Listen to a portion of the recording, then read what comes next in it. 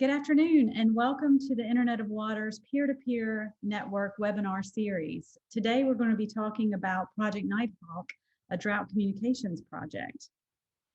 My name is Ashley Ward. I'm the Engagement and Outreach Associate for the Internet of Water.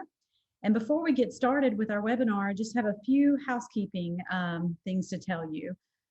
First, we are recording today's webinar. The recording and the presentation slides will be available to you after the webinar. We will distribute these via email to all of you who registered for the webinar, and you will also be able to find them via links on our website. During today's webinar, if you have a question for the speakers, please use the Q&A box, and at the end of the webinar, I will ask all of the questions to the presenters. However, if you're having technical difficulties or needed help from our administrative questions, please use a chat box and one of our team members will get to you via the chat box. Okay, so today for part of our webinar, we're going to be using Poll Everywhere, which helps us do interactive polling and get live responses from all of you. And so to test out our Poll Everywhere and to make sure that everyone can use it, we're going to do a quick test of Poll Everywhere. And since today's webinar is from the North Carolina State Climate Office and the Carolina CISA, our test question is a very important one on barbecue. So when it comes to barbecue, are you a vinegar, mustard, or tomato person, or just no barbecue at all for you? So if you want to answer and practice Poll Everywhere, oh look, so I have some of my peeps already in here. Go to the website. The website is also posted in the chat room. You can also join by mobile phone and text the answers. As you see at the top, text Ashley Ward 973 to 97607. And so I'm going to give a couple of opportunities for some of you to answer the questions and practice the Poll Everywhere. It looks like vinegar is winning out. We must have a lot of North Carolinians on this call today. No one from South Carolina, no mustard folks in here. Kirsten, all your folks are not here. Okay, so what we're going to do today during the webinar is there will be a couple of moments in which we will employ Poll Everywhere, and you'll just go to the same link and use the same text messaging to live answer the polls. Oh, we have a couple of people who don't like barbecue at all. I don't know how I feel about that. That's not natural. So, okay, we're going to go ahead and get started for today's webinar, and let me introduce our panelists. We have our main speaker today is Rebecca Ward. Rebecca is the Assistant State Climatologist at the North Carolina State Climate Office. She has a degree in meteorology and applied mathematics, as well as a master's in atmospheric science from NC State. And she's also currently working on her PhD. Rebecca has long worked on drought issues, but is also very passionate about science education and communication and understanding better what decision makers need to make better, more effective decisions. And so she leads a number of educational outreach activities with the State Climate Office, and you're going to hear about one of those today. This project is a collaboration with the North Carolina State Climate Office and the NOAA Carolinas RESA. Kirsten Lackstrom, co-PI and researcher with CISA, is also on the call today and can answer some questions if needed. Oh, and I see on our poll that we do have a few people who like mustard barbecue, so it's not feeling so lonely. Okay, so we're going to kick off this first part of the webinar today with our first Poll Everywhere, which is a word cloud. And what Rebecca has asked is if all of you will type in a word that represents what you think is a major impact of drought. Now you can put in as many words one at a time as you want. Only text or submit one word at a time, though, I believe. So we'll give this a few seconds, Rebecca.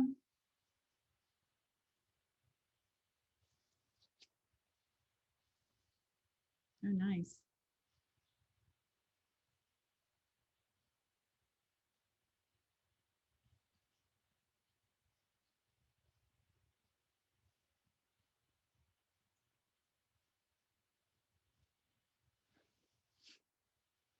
This is actually turning out to be a really interesting word cloud.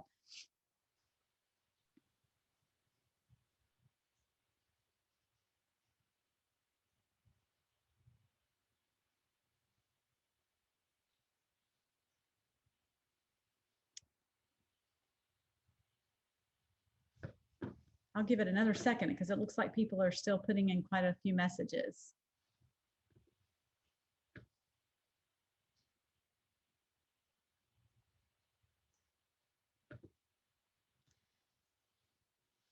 Okay, thank you all. And we will actually, I think maybe what we'll do is we'll take a screenshot of this word cloud. When we send out the email, we'll send it out because we have so many great answers. I'm going to stop sharing my screen, and Rebecca, let you go ahead and start your screen. Thank you. I'll pull this up, cross our fingers that it works. Let me know when you see my screen up. Should just be the PowerPoint slide. Great. Thank you. And I had thought about that question because today I'm going to be presenting about a project that we did that was focused on North Carolina. But I know that we have a lot of folks here today on the webinar who are coming from across the country.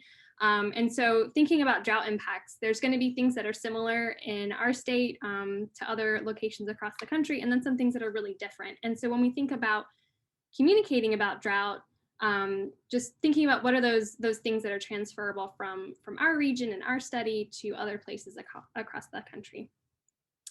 So what I'm talking about today is a project that we completed in North Carolina, focusing on improving drought communications. And we quickly dubbed it Project Nighthawk, not long after it began, because the actual project title is a bit of a mouthful. The official title is Innovating Approaches to Drought Communications with North Carolina Decision Makers.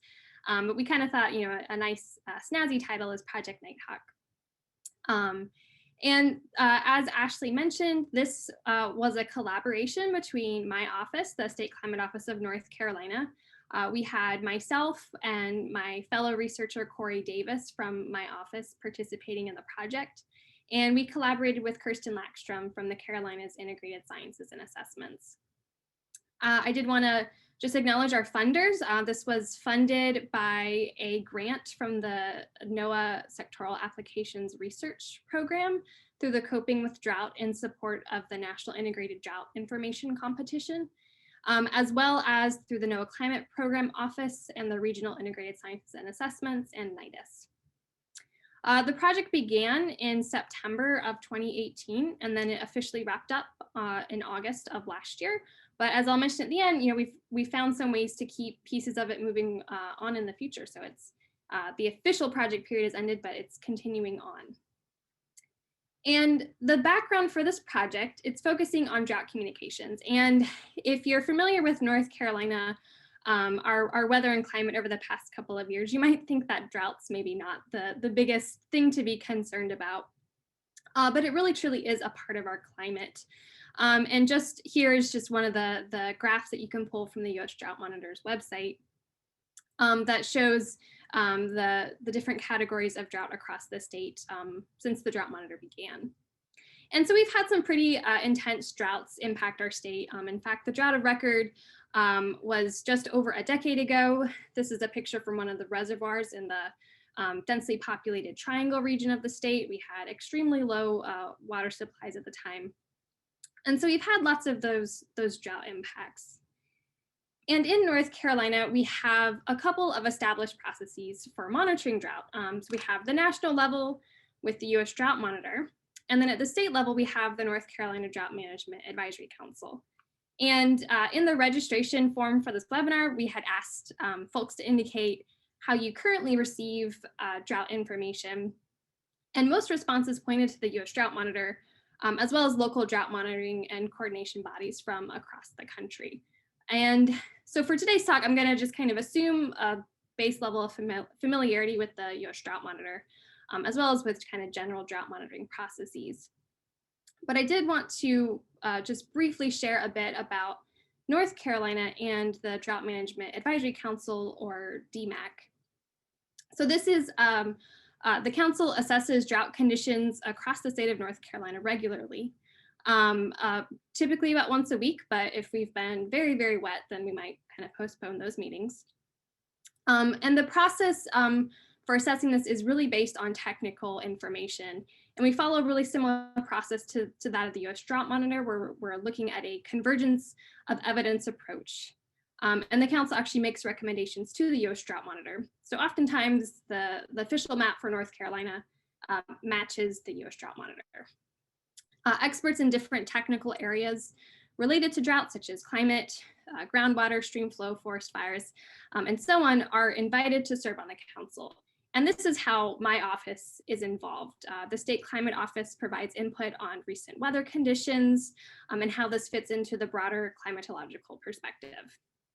And we also, because we're located at a university, we have a lot of flexibility when it comes to communicating. And so we also often help in this role.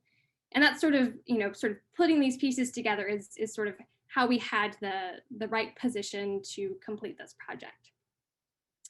So that brings me to the motivation for this drought communications project is that, in North Carolina, we have this established process for monitoring drought, for issuing drought designations, for relaying that up to the U.S. Drought Monitor. And when we've had these past droughts, even though we have this really well-established process, we still get a lot of questions from the public and from different stakeholders across the state. And so kind of exemplary questions are on this slide. And what we really found is that a lot of these seem to point to a lack of transparency in how drought is monitored or where drought information can be found or accessed. And North Carolina is, like I said, we have a really great process. And so anytime I would get a question about this, I was able to answer it really, really easily and really quickly. But just knowing that, not everybody knows my phone number or my email address. So how do we be more proactive? How do we do a better job of communicating the drought status? And so the goals of our project were to improve how we communicate about drought in North Carolina. And we were focusing on developing new informational resources and identifying and implementing successful strategies for communication. We weren't necessarily looking to create new data, but to identify what are the information needs that we have and how do we either put existing resources, kind of put them into these places where people are already going for drought information, or maybe repackage some of the data that's not really easy to access or understand and make it more understandable. We specifically focused on 3 sectors in North Carolina: agriculture, forestry, and water resources. And we engaged individuals in these sectors who are themselves also communicating to others. So for example, an extension agent may be using drought information for themselves, but also then communicating it down the line. And we also worked really closely with the DMAC, as well as our partner organizations like the National Weather Service. So our project was broken down into 5 phases. And my presentation today, I'm just going to try to hit the high points, but I thought this was a nice way to just organize my next couple of sections. So we began by a needs assessment. We worked with representatives from each of our target sectors in the first phase of the project to identify really where we should focus our attention. We only had a limited time. We came in with some ideas on maybe what those needs were, but we spent this part of the project to really refine them and really understand what those communication needs were and what where our sectors needed that attention to be. And then once we did that, once we'd identified the priorities to focus on, we sort of went into this iterative loop where we were developing products to address those communication priorities. We were doing engagements with target end users. We were going back and refining these, doing more engagements to evaluate them, and then ultimately developing some dissemination strategies. And then finally, at the end of the project, we did sort of a holistic evaluation of the process that we did, as well as those final products that we created. And so I'm going to go and talk about the needs assessment, just kind of those, what were those priorities. But before I do that, I wanted to just give some climatological context for this project. Like I said, it began in 2018 and it ended in August of 2020. And during that period, we really didn't have a lot of drought in North Carolina.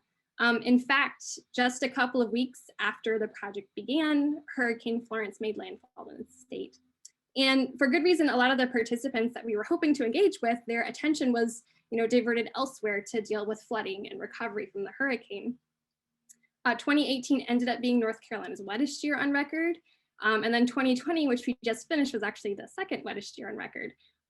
So even though we did have a couple of brief drought periods throughout the project, really there weren't a whole lot of opportunities for developing a product and having a real life, drought event to sort of test it with. So this certainly influenced how we approached the project. So for example, we did not convene any meetings specifically about drought. Instead, if we were trying to go and engage with our target end users, we would go to a meeting like a conference or a workshop where they would already be attending and try to hold a session on droughts, or to have an eye tracking study kind of off to the side to evaluate some of our products. And then it actually turned out to be really nice because a lot of the people we were engaging with, because we weren't always in a drought, it allowed us to be really reflective and to really think proactively about what we really wanted to have for drought communications. So with that context out of the way, I'll jump in now to just providing a little bit of what we found in that initial needs assessment that really set the stage for what we created in the project. And so just 3 key things that we found in terms of communication needs was the need for a better understanding of that North Carolina drought monitoring process and how the drought designations are determined. And this really just kind of verified what we had come into the project suspecting. So respondents to our initial project surveys were really almost evenly split between those who were aware of the North Carolina drought map and the monitoring process, and those who were really unsure about it or hadn't really heard of it that much. We also found that the drought maps and indicators that are currently available are retrospective, but that may not really match the timescale that people are making decisions on. They might really need future information. And also that the scale of, say, the US Drought Monitor just may not be a meaningful spatial scale. If you can't really get down to my farm or my water supply watershed, then it's maybe not the most useful information for me. And then finally, participants indicated needs for products that are easily understandable and accessible to various audiences with whom they're communicating. So wanting things that don't have a lot of jargon in them, user-friendly formats, shareable through social media or websites. So we identified 4 key priorities based on key questions that were related to communicating information. And so the first of these is our target end users noted a need to know, what is that current drought status, but why is that the drought status? What information was used to determine that? And how was it assessed? So to address this, we identified a priority to develop narratives to accompany the North Carolina drought map and to synthesize that weekly discussion, the weekly assessment of indicators that determined that those designations. And then additionally, wanting to know what can we expect in the future. So forecasts aren't considered in the current drought assessment, but to better support people's decisions, they need to know what to connect the current drought assessment to the future. And so our next priority was therefore to develop resources that relate anticipated short and long range conditions to the drought conditions and to local and sector specific impacts in the state. Our needs assessment also revealed a lot of questions and uncertainty among our target sectors about the drought monitoring process, including who was involved in that process, what's the data that's being used. And so we identified a priority to just develop some resources that try to describe the DMAC, its purpose, its monitoring process, and how this relates to the US Drought Monitor. And then finally, users ultimately care that the information they're getting about drought is contextualized for them. So our final priority was to develop products that contain contextualized and sector-specific information to support the use and understanding of drought information.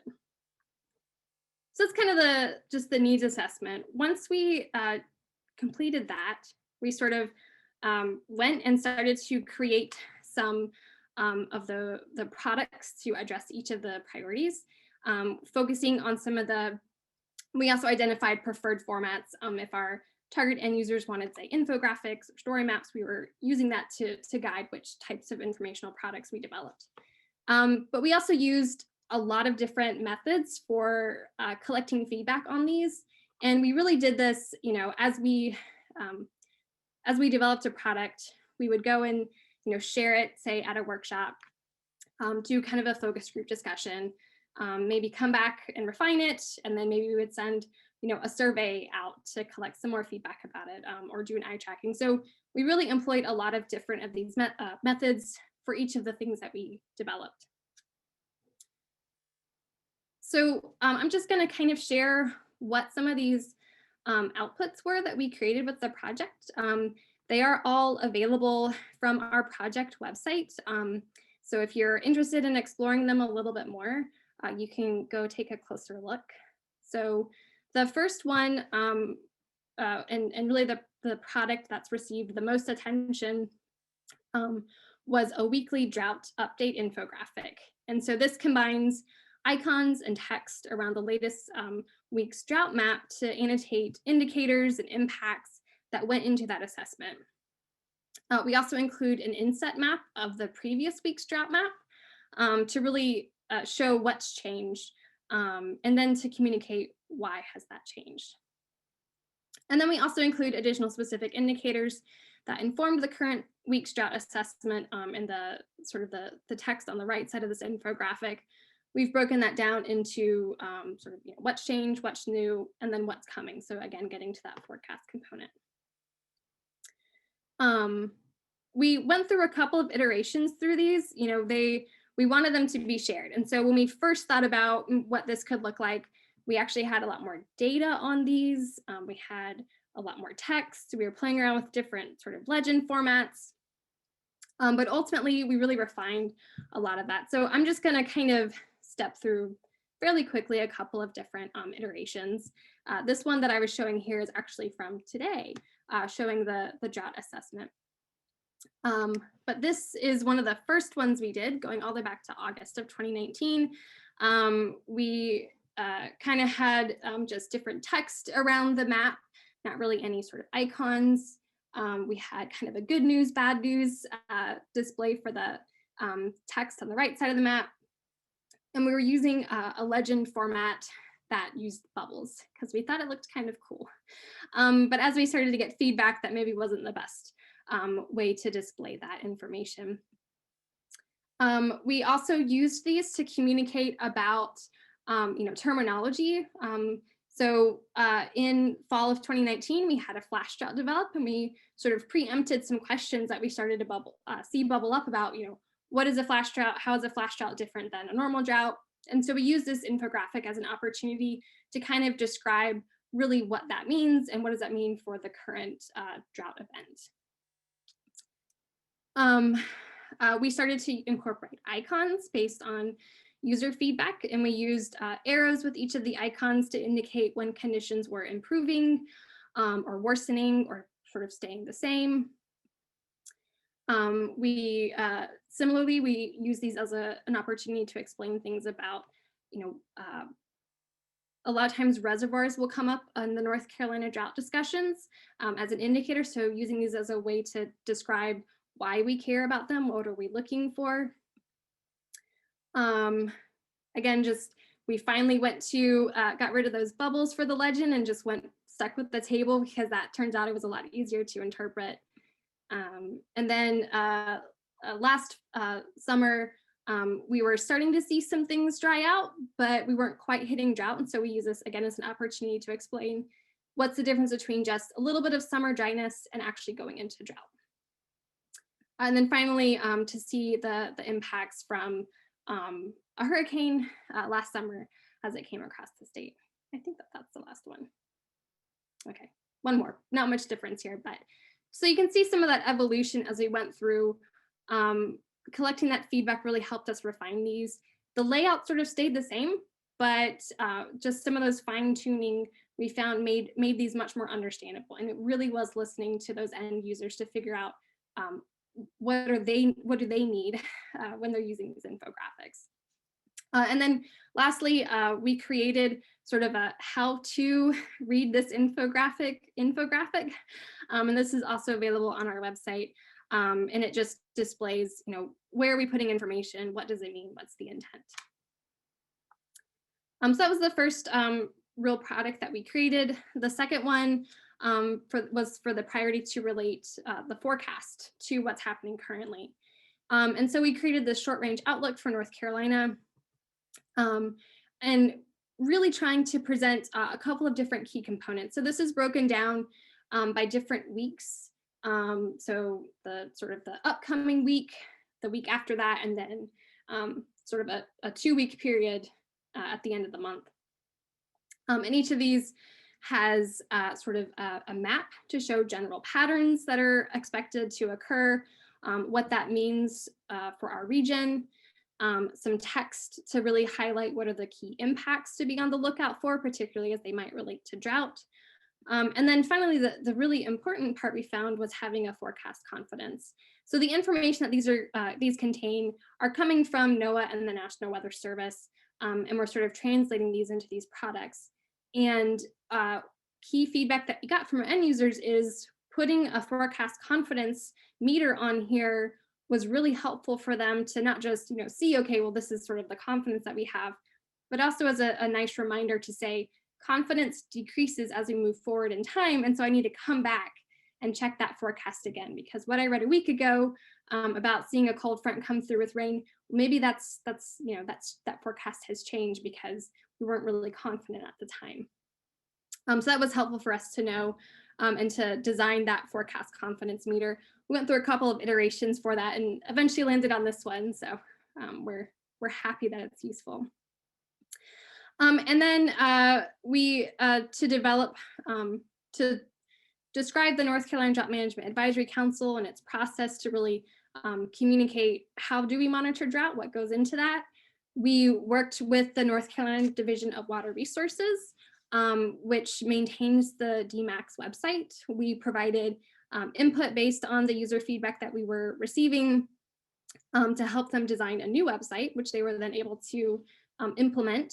And we also developed a story map to describe the DMAC, its history, how it monitors drought in a bit more of an interactive way. We also created some static products that were just a couple of short fact sheets that describes the different indicators that the council uses to assess drought, as well as what the designations mean. And then for our last priority, similarly, we also developed some fact sheets to provide sector-specific context for different events. So these were sort of just one-page fact sheets that describe past droughts in the state, with the goal that they could be a quick reference to compare a current, sort of evolving event to a historic one. And this actually came from an interaction we had with the Triangle Water Supply Partnership. And so we developed a couple ones for different sectors in the state and different regions. And then what Ashley will actually be talking about a little bit later is for the water resources sector, we had this priority identified that was really needing summaries of state or basin-wide conditions, that to be able to relate what's happening from a water resources supply standpoint, being able to see sort of everything that's happening in a basin would be really important to kind of see all that data together. And so we delved a little bit more into that and kind of found that this was really challenging. And there's some existing resources to allow users to kind of explore data, but they were a lot more technical in nature. There were also some examples from the Western United States that we thought maybe we could use, but we actually ran into some struggles with this because there's so many different groups that manage the reservoirs across the state, and they have different metrics and just different practices, and sort of integrating that data was really outside of the scope of what we were able to do with our project. But we were able to brainstorm a bit of what something like this could look like and how it might be useful. And so we collaborated with a graduate level design class at NC State University. For one of their class projects, we basically gave them the assignment to create, design a web interface for a portal that would convey a lot of the different types of stream flow or groundwater or precipitation or US drought monitor information on this kind of like dashboard, but with the caveat of make it not too complex. So this was really something that we were not qualified to do, but a design course, design experts could come in. And so the students, these are just some screenshots of the work that they did. And I wanted to just acknowledge their names because these really were their creations. They created these ideas and they were really just kind of outside the box and fantastic ways to visualize water information for a particular basin that started to sort of change the way that we thought about it. And so we presented this to some of our target end users in the water resources sector. And kind of, we sort of like stopped there as, okay, well, this is a great idea. Maybe in the future we can build off of this and actually create something and scope this out. But we weren't able to do that with our project. And so that'll hopefully set up for when Ashley talks in just a moment. Oh yeah, and that's just kind of what I just said there. And so then as we wrapped up the project, we just did a holistic evaluation. How did we do with our process? What was the overall effectiveness of that process? What about the products that we created? How are they being used? We did this through a qualitative analysis. Kirsten really gets the credit for this part of the project. Analyzing focus group discussions and meeting notes, open-ended survey responses, coded these using social science research methods, and really the categories that we used really came from the literature to make sure that we were building off of work that's been done in the field. And so some of the key findings on product use, even though we experienced little drought during the period, in terms of use, participants indicated that they were able to use, say, the weekly drought update infographic and the short range outlook infographic to communicate that drought status to their colleagues and constituents, to educate others about drought and that drought monitoring process. That they were useful to maintain situational awareness about changing or static conditions. A lot of times we get questions about not just why did we change, but why did we stay the same? And then also to justify decisions such as those that were related to prescribed burning. And then, what we kind of going back to the very beginning, we had identified that there seemed to be this lack of transparency in how drought is monitored. And so, we wanted to know, have we enhanced the transparency and has that supported more use of this information? And so, what worked was really what we were looking for and how that might be useful to other groups who are doing similar work. And so what we really found is that communicating the process and reasoning behind the drought status designations that are shown on the US Drought Monitor and North Carolina drought maps was really important to our end users. That it's also really important to draw from reputable and trusted sources, such as the State Climate Office of North Carolina, the National Weather Service, that these are sources that our end users are trusted, already trust. And then explaining the connections between the new products that we generated and those original data sources. Contextualizing climate and drought information in meaningful ways for end users. So for example, we focused a lot on impacts in our products, not really describing, the standardized precipitation index, but really focusing on, what's the tangible thing that we can observe. Explaining that drought status at multiple scales. So looking at the state level scale, the regional scale, the local scale, and how what we see at one scale might impact a different. So what we see at the state level, how does that really relate to now my individual basin? Designing products that can be disseminated through our sector's preferred channels and existing mechanisms. So extension agents tended to prefer to use Facebook, whereas water utilities and our National Weather Service partners really emphasize Twitter. And so making sure that whatever we created could be disseminated through both mediums. And then providing information and status reports even when there is no drought. This was really important considering the kind of wetter years that we had. But knowing that we're still keeping an eye on it, just because there's not drought doesn't mean we're not, making sure that we're not missing something. And that we found really helpful for our end users to maintain situational awareness. And then finally, leveraging existing networks and partnerships and activities that were already ongoing to refine and provide information. So like I said in the beginning, we went to conferences where our target end users were already going to be, and then seeing if we could get a session there to do some engagement or give a presentation. And then I think I just have 2 more slides here. So keeping in mind that no one size fits all for all audiences. Water resources really wanted information and would communicate it down the line when there was a drought or when it was affecting them, whereas agriculture and forestry tend to just want that information all the time. We were able to transfer this to South Carolina, so they've actually been able to start developing these and disseminating these regularly. So this is just kind of how their adaptation of our weekly drought update looks like. And then for the what's next, I did just want to say our project ended, but the North Carolina Forest Service is now supporting the continued development of those short-range outlook infographics. The Internet of Water is developing a water supply dashboard that kind of grew out of one of those priorities we identified. And then, my office, we're grant funded. We're always looking for future opportunities. So we don't have anything in the works right now that is specifically around drought communications, but we're always keeping our eye out.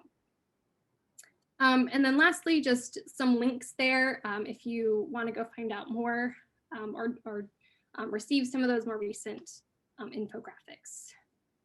And that is my last slide. So thank you so much for allowing me to come and present today. Hey, Rebecca, we had one quick question in the Q&A that I thought we would answer quickly before we moved on. And it says, great work. Do you know what software was used by the students to create the water communication visualizations, and about how much time and effort the students devoted to creating those? That's a really great question. I am not 100% sure. I saw a lot of Adobe, but I don't know if it was Photoshop or something else. So yeah, I'm not quite sure. And then in terms of time, I think it was about a month that they had between sort of my first meeting with them to sort of describe this project that we're working on and see if they would be interested in doing this as sort of a semester project to when they actually presented it. So in terms of the number of hours that they spent, I actually don't really know. I think it was, if you think of a typical graduate student course, and if they have about 5 assignments, big assignments throughout the semester, this was sort of one of those assignments. That gives kind of an idea. We also have a question here that asks if you're willing to share your pages for other states to use. Yes, we are. If you want to get in touch with me, and I think that I did not put my email address on here, but I can drop that in the chat or in a follow-up email. We do. We like we shared with South Carolina, we don't want these to just sit on the shelf and get dusty. So if you want to adapt these for your state, we will gladly share the templates with you. They're just Google Slide templates, so you can download them as a PowerPoint or use them in Google Slides or adapt them to whatever software that you're using. And then Rebecca, another question, you mentioned eye tracking. Can you say a little bit about eye tracking for those who are less familiar with that process? Yeah, so we used, there's a couple of different levels of eye tracking hardware and software you can get. So we kind of used a lower priced one. We used Gaze Point. But basically we set up a little eye tracker at the bottom of a monitor. And we had somebody, we actually set up like a Qualtrics survey where they would view the infographic on the computer screen. They would be answering questions about it.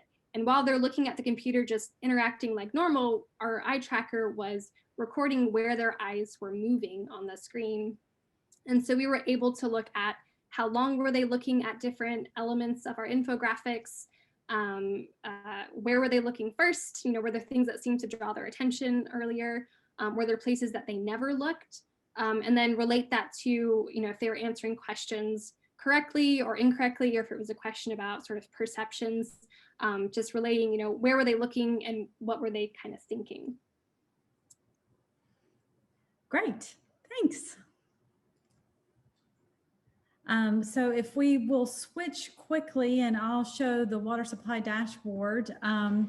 So to pick up on what Rebecca has been talking about, the Internet of Water partnered with the Climate Office, the North Carolina State Climate Office, and the NOAA Carolinas RESA team to convene a group of utility stakeholders in the Piedmont region of North Carolina. We also partnered with North Carolina DEQ on this to pilot the construction of a North Carolina water supply dashboard based on the feedback and information that was given during Project Nighthawk.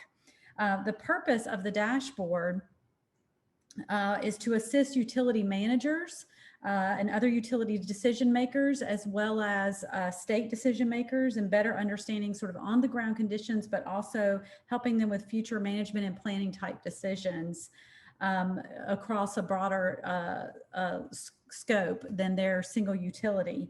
And so utilities are fill in a template, and that template is automatically uploaded to the dashboard on a time interval that that we've agreed upon. And Lauren Patterson, who is on this call as well, she's the data analyst for the Internet of Water project.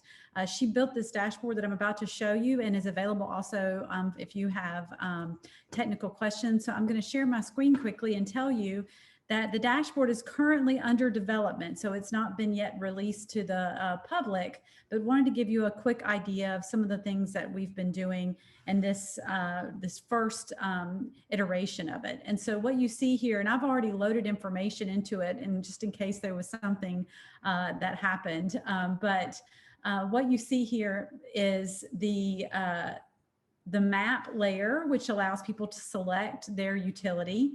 You can also turn on and off different layers of the map here to help with boundaries. And I'm gonna explore these a little bit more in just a moment.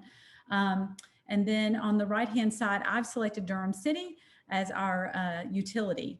And then you have a menu of different things you can look at here with regard to that utility. And so I'm just gonna walk through a few things really quickly to demonstrate this. So once you select your utility, and I have several things selected on this map in order to show you other things and have it all preloaded. You won't always need to have all these things selected. But as you scroll down, you can see the conservation activities currently in play at this utility, and you can also access their utility conservation plan. You can also select select a stream gauge select and look at the daily demand for the utility. And you can scroll over this and you can see where that stands. You can select years to compare some years, just other, particular years, and compare that here for Durham City. And you can see in this case, Durham City has lower demand than they've had. For the surface water, you would select a stream gauge, and I've selected this one here on the map. And this gives you an idea of the status of the stream gauge in the, of that area. And of course, we've had a lot of rain, so we're extremely wet. If you'd like another view of this same graph, you can switch this, and this looks a little bit more like a graph that the USGS presents. We've had a lot of people who really enjoy this color-coded graph here that Lauren developed, along with the table that gives you the stream flow conditions for this utility. Then you can also select a rain gauge. I believe I selected this one down here for this example. And just as with the demand data, you can select different years to show, and that gives you comparison point if you'd like. And you can also look and select a watershed here. The groundwater tab is still under development. But one of the things I also wanted to show you was the ability to look at different forecast data. And so if you look at the buttons here, you can turn on and off, for example, your county boundaries, rivers, and river basin boundaries, if that's something of interest to you. But you can also take a look at what the QPF 7-day forecast is. And if you zoom out, you can see what that looks like here. In addition to precipitation forecasts, oops, I need to turn this one off. And finally, temperature forecasts as well. And this, I'm just zooming out so that you can get a better, larger view picture of this. So as I indicated at the beginning, this is currently under development. And we continue to work with our utilities that we're piloting with. We've been working on this for about 7 months, and we're very close to finishing up, and hope to be able to have something, and all utilities in the state would be able to contribute their data. And so as more utilities contribute their data, there would be more information available in the water supply dashboard. So I'm going to stop sharing my screen, and I have a question here. Lauren, you might need to answer. And the question is, what is the platform that was used to build the dashboard? Hi, so everything is programmed in JavaScript and CSS, normal HTML language. I used R to do most of the statistics behind the scenes, so everything loads up really quickly. Yeah, I don't know if that answers the question. There's not a special package or software. Lauren, can you say something about the other public data sources that you use to integrate into the dashboard, other than just the data from the utilities? Sure. So we use, for the stream gauges, USGS water gauges. For groundwater wells, it's coming from North Carolina and USGS. The same wells are reported on both. So we only pull from one of those. Reservoirs are from the U.S. Army Corps of Engineers. Droughts from the U.S. Drought Monitor, and then the different forecasts are from NOAA, and the precipitation data is from NOAA and the NC State Climate Office. Or it will be, it's not yet. It's under construction. Yeah. Okay, great. And so for those of you, we still have one more question that we wanted to get to, and I'm going to share my screen one more time. And you'll be able to see our nice word map that was up before. And so this next question is really aimed at a better understanding what kind of tools. And so the question is, what questions do you receive about drought that you are unable to easily answer with existing tools, data, or resources, and getting a little feedback? So Lauren, we had one more question come up in the Q&A, and while we're waiting for folks to, I thought I would ask you, did you incorporate dry well reports from the public into the North Carolina Water Supply dashboard? We didn't, because we're interested in seeing how things are trending over time and compared to historic records in the past. Great, thanks, Lauren. So we should start seeing hopefully responses coming up here. Rebecca, when will we be in drought again? You know, drought is a difficult topic, really, because it's so slow moving. It's, you know, it's not as dramatic as a hurricane, right? And so it tends to creep up on you. When will it end? Again, another question. Yeah. Difficult. And I love these, because these are some of the same types of questions that we like, you know, when we get asked in North Carolina about drought, and that we tried to develop some of these products to, you know, we still have to go in and get the information to be able to answer them, but that hopefully it enables us to answer them more readily and convey that to the folks who are asking the question. But yeah, it just takes one rain event to say, well, no, we're not going to go into drought this week, because now we're good enough. Yeah.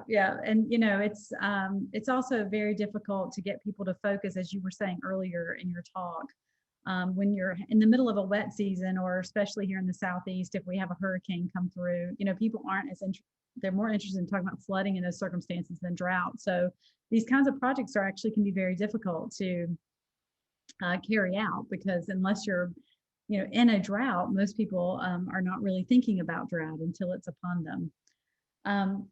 Okay, so we have a couple of good questions there. And then before we end the, what is the flash drought? Which now, thankfully, you have the answer to that on your infographic.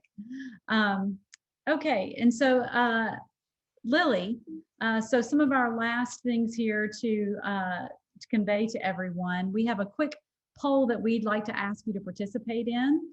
And if you'll answer the questions that pop up on your screen.